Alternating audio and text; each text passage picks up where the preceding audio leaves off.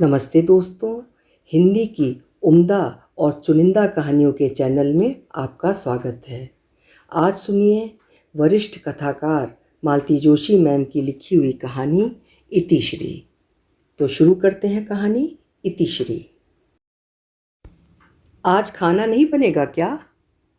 कब से बन गया है? फिर परोसने का मुहूर्त कब है? जब आप कहें। मतलब कहना पड़ेगा तभी खाना मिलेगा। रमा ने कोई जवाब नहीं दिया और वो रसोई में चली गई। जवाब देती तो पतिदेव और कोई नुक्ता निकालते। सीधी बात करना तो इस आदमी ने सीखा ही नहीं है। जब भी मुंह खोला है उल्टी सीधी बात ही निकलती है।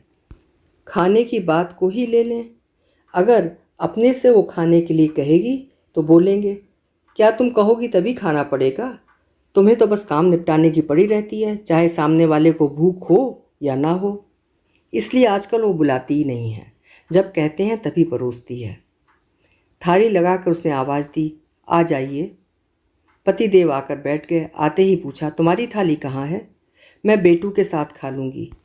वे हजरत पूरे शहर की खाक छान कर आधी रात को लौटेंगे, तब तक भूखी बैठी रहोगी? मुझे आदत है। अच्छा, आपकी माँ आपके लिए आधी आधी रात तक खाना लिए बैठी रहती थी। आप दोनों से पहले मेरे खाने का सवाल ही नहीं उठता था, चाहे गोद में बच्चा हो या पेट में। मुझे तो रुकना ही पड़ता था। मेरी माँ को मरे कई बरस हो गए, उसे क्यों कोस रही हो? कोस नहीं रही, आपको याद भर दिला रही हूँ कि बेटा भूखा हो तो माँ के गले में ग्रास नहीं उतरता। दरअसल वो कहना चाहती थी कि रात रात भर रमी खेलने वाले बेटे के लिए भी माँ भूखी बैठी रहती थी। तो मेरा बेटा तो फिर भी कुछ कर रहा है, पर उसने ये कहा नहीं। अच्छा खासा महाभारत हो जाता। इतने दिनों तक इंटर कॉलेज एड ड्रामा कॉम्पिटिशन चल रहे थे। आज उसका रिजल्ट था। उसका मन उधर ही लगा हुआ था।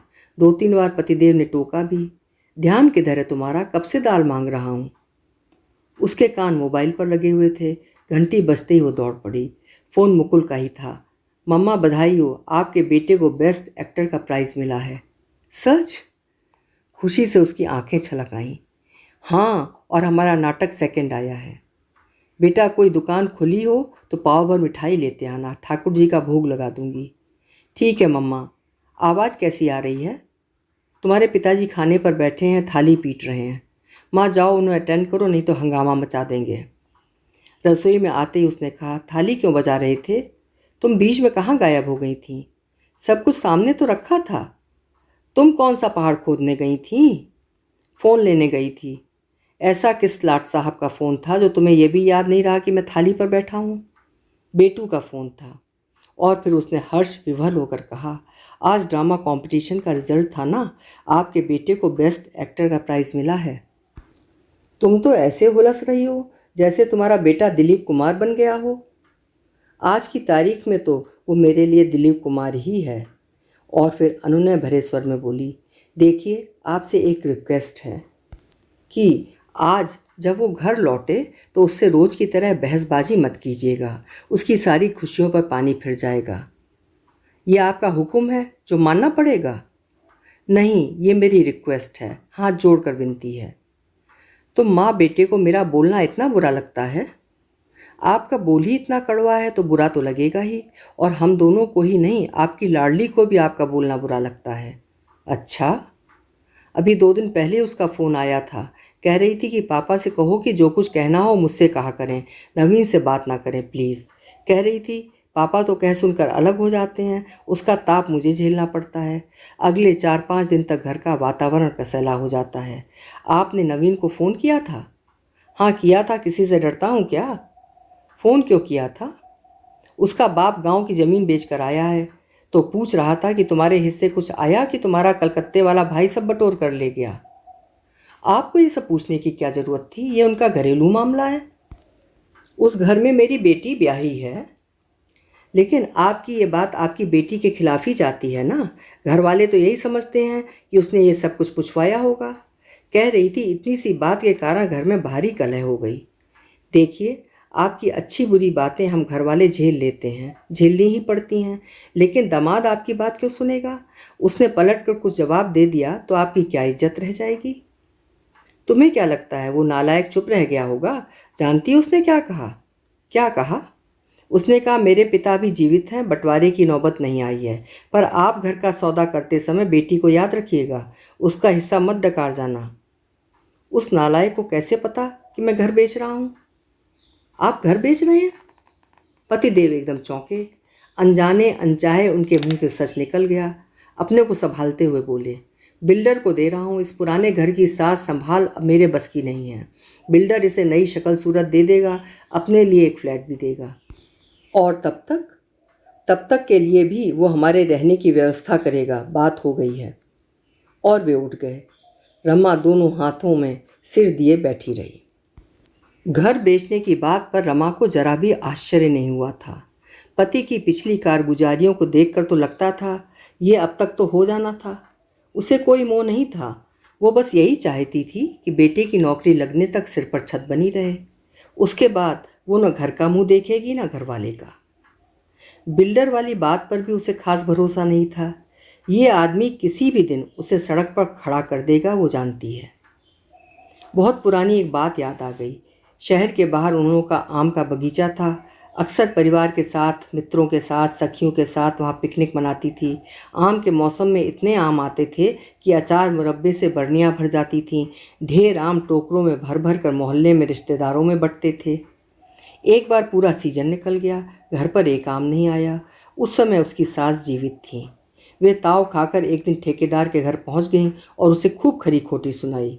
उसने पांव पकड़ लिए, बोला, माँ जी, मैं नौकर आदमी हूँ, मालिक की आज्ञा बिना किसी को आम कैसे दे सकता हूँ? घर पर देने के लिए मालिक की आज्ञा चाहिए। ठेकेदार समझ गया, बोला, आपको शायद पता नहीं है, भैया ने बाग बेच दिया है, नए मालिक ने मुझे रख लिया, यही मेहरबानी है। माँ जी तो सन्न रह गई। ठेकेदार ने टोकरी भर आम थैले में भर कर उन्हें देने चाहे तो वहीं पटक कर चली आईं। घर आकर बेटे को आड़े हाथों लिया तो उन्होंने अत्यंत निर्लिप्त भाव से कह दिया, बाबूजी की 13वीं का कर्ज चुकाना था, इसलिए बेच दिया। तुम्हारे बाबूजी को गुजरे 3 बरस हो गए हैं। हाँ, तो इन 3 वर्षों में सूद मूल से भी ज़्यादा हो गया था, क्या करता? बेटे की साफ गोई पर माँ जी चकित रह गईं। फिर बोली, देखो, एक बात आज ध्यान से सुन लो, मेरी 13वीं पर तुम कोई कर्ज नहीं उठाओगे, समझे? जब मेरी अस्थियां सिराने जाओ तो वहीं 2-4 ब्राह्मण जमा देना, बस। इतना कहकर भी वो आश्वस्त नहीं हुई। एक दिन पोटली भर नोट रमा को थमाते हुए बोली, संभाल कर रखना, उसे हवा भी मत लगने देना। ये इतने सारे रुपए काहे के लिए? मेरी अंत्येष्टि के लिए, मेरी लकड़ी के लिए चंदा करके मुझे बेइज्जत मत करना। मुकुल की बहू के लिए चेन रखी थी, उसे बेचकर ये पैसे लाई हूँ। माँ जी ने बेटे को अच्छे से परख लिया था। जिस दिन उनकी अंतिम यात्रा निकलने को थी, घर बाहर लोगों की भीड़ जुट गई थी। ऐसे में पति ने उसे कमरे में बुलाया, तुम्हारे पास कुछ पैसे हैं? आपके पास माँ की अंत्येष्टि के लिए भी पैसे नहीं हैं? अरे, ये सब एकदम से हो गया। ठीक ही तो हुआ, बीमार पड़ती तो क्या आप इलाज करा पाते? फिर पैसे देते हुए कहा, मुझे पता था ये सब, इसलिए भैया लोगों से कहा था पैसे लेते आना। अब आप समय से उनका कर्जा चुका देना, बस। पतिदेव ने हमेशा की तरह सिर हिला दिया और बाहर चले गए। माँ नहीं तो कोई अंकुश नहीं रहा। उन्होंने अपनी पुश्तैनी दुकान पर बैठना ही छोड़ दिया। कहा कि पीठ में दर्द रहता है। दुकान पर एक लड़का रख दिया है। जब 4 महीने तक दुकान से एक पैसा नहीं आया तो रमा ने पूछा तो पतिदेव बोले, किराए से उठा दी है। उस पेशगी वाली रकम का क्या हुआ, ये उसने चाह कर भी नहीं पूछा, क्योंकि ऐसे प्रश्न हमेशा अनुत्तरित रहते आए हैं। एक दिन मुकुल उस ओर गया था, लौट कर उसने बताया कि दुकान का तो काया पलट हो गया है, वो पहचानी ही नहीं जाती। Cosmetics, artificial jewellery, greeting cards, महंगे खिलौने, गिफ्ट आइटम, पता नहीं क्या क्या है उसमें। उस बाज़ार में अलग ही नज़र आ रही है। मुकुल ने बताया कि दुकान की सिर्फ शक्ल सूरत ही नहीं बदली है, बोर्ड भी बदल गया है, उस पर नया नाम है। उसने पति से जवाब तलब करना चाहा तो उन्होंने सपाट स्वर में कहा, पैसे की ज़रूरत थी, बेच दी। बताना तो था, हर बात तुम्हें बताना ज़रूरी है? बताता तो तुम क्या कर लेती? ये तो सच था, वो क्या कर लेती। बस वो चिंता में डूब गई। यही सिलसिला रहा तो गृहस्थी कैसे चलेगी? उसकी छोटी सी नौकरी है, उससे दोनों वक्त का चूल्हा तो जल जाएगा, पर गृहस्थी में और भी तो खर्चे होते हैं, उनका क्या? अपनी उधेड़ बुन में वो इतनी व्यस्त रही कि उसे कभी पता ही नहीं चला कि बच्चे इस बोझिल वातावरण से ऊब चले हैं। वे अपने स्नेह का, सुख का आलंबन कहीं बाहर ढूंढ रहे हैं। जिस दिन मीनल ने घर से भागकर शादी की उस दिन उसे होश आया। मीनल के पापा ने बड़ा हंगामा किया। मुकुल ने बड़े शांत स्वर में उनसे कहा, आप उसके लिए कौन सा आईएएस लाने वाले थे जो इतना शोर मचा रहे हैं? उसकी कॉलेज की फीस तक तो आपसे भरी नहीं गई। कब से बेचारी को घर में बिठा रखा था। ऐसे में कोई भी भटक सकता है। वो तो अच्छा है कि लड़का परिचित है, पढ़ा लिखा है और कमाऊ है। हमें भी लगा कि बेटी ने ठीक ही किया। बाप के भरोसे बैठी रहती तो जिंदगी भर कुंवारी रह जाती। और जिस बेटी को फूटी कौड़ी भी नहीं दी उसके यहाँ ज़मीन जायदाद का हिसाब मांगने पहुँच गए। बेशर्मी की भी हद होती है।